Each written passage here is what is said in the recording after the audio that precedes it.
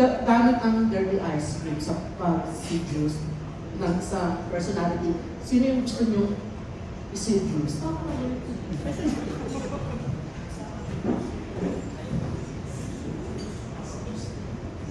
Let's start with, Gio.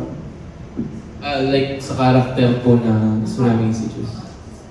Na personality. Personality namin. Ano ba? Personality ko.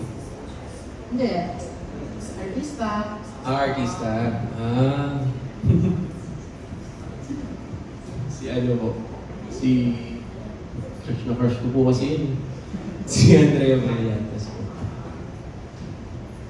Ano meron kay Ate Nay? Napapatunaw niya po yung ice cream ko eh. Pag...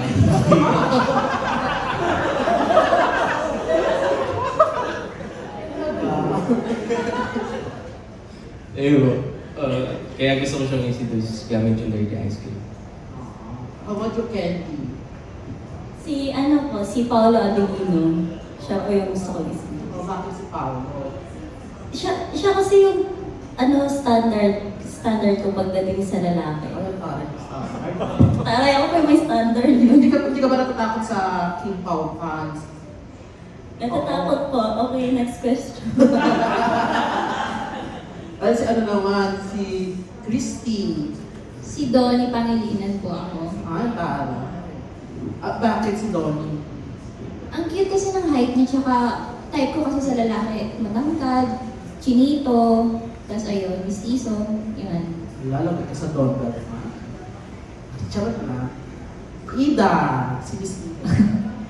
Okay, gusto ko kasi yung parang maginoo tingnan, pero medyo bastos. So, sino yun? Oo, si Ian Veneracion. Parang, siguro pag nakasama ko siya, napaka-sexy niya, tsaka papabol talaga siya. So, yun. Parang, nagsasalita lang ako ayon sa edad ko Kasi hindi ko pwedeng piliin yung mga bata. Marami na kasing mga cute, mga sexy din na mga bata. Pero mas, dahil interview ito, pipiliin ko yun si Ian.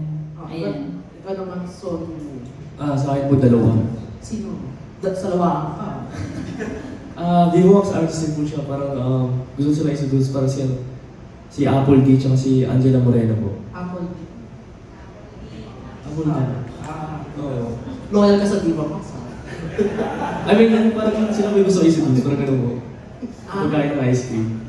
Pero alam mo, nag-viral ka before sa Especially For You. Opo. Kasi mali yung hindi mo nabati si Anne.